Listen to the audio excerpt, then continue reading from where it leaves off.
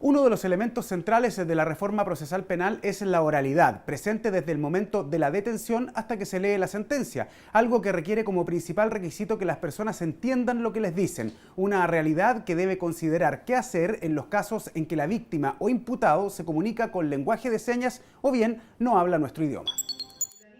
Desde 2012, el derecho a intérprete debe ser garantizado en todos los países de Iberoamérica, a partir de la redacción de las 100 reglas de Brasilia, un concepto relativamente nuevo que, si bien es aplicado en Chile, aún no cuenta con un protocolo oficial. Tenemos distintos ámbitos y distintos requerimientos. Obviamente el intérprete de personas extranjeras o intérprete de personas con discapacidad o intérprete para personas indígenas son obviamente distintos problemas que afectan a distintas zonas geográficas también del país y no está el tema resuelto a nivel sistémico.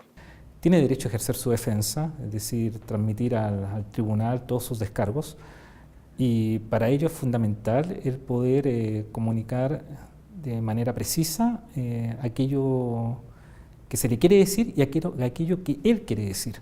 El artículo 291 del Código Procesal Penal establece la oralidad de las audiencias y considera el uso de intérpretes cuando el acusado desconoce el español o no puede expresarlo verbalmente. En el caso de las personas con discapacidad auditiva, la lectura de cargos durante el control de detención es traducida por intérpretes en lenguaje de señas. La situación se complica cuando las víctimas o imputados son indígenas o migrantes, cuyo idioma es poco conocido.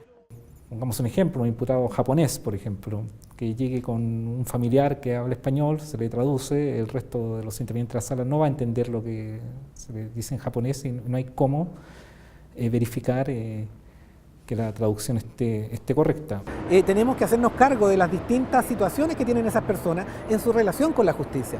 Y en ese aspecto, por ejemplo, el idioma es esencial. Tenemos que entender que una persona ve afectado su acceso a la justicia, su acceso concreto a ese derecho, en la medida que no tenga una posibilidad de comunicarse o entender claramente aquello que se le está señalando, preguntando o diciendo. Durante el último año, 10.701 extranjeros fueron parte de un proceso penal, donde el 46% corresponde a personas en calidad de imputadas. Este fenómeno motivó a la Mesa Interinstitucional de Acceso a la Justicia de Migrantes y Extranjeros a redactar un manual de derechos del detenido, traducido a idiomas como el alemán, inglés, francés y portugués. Pero al concretar el control de detención, si no existen intérpretes de otro idioma menos frecuente, las audiencias son aplazadas o suspendidas. Nosotros tenemos como el contacto con el imputado inmediato, entonces muchas veces podemos acceder al amigo, al familiar, al papá, a la mamá, no sé, a algún hermano, para poder tener la traducción o el intérprete.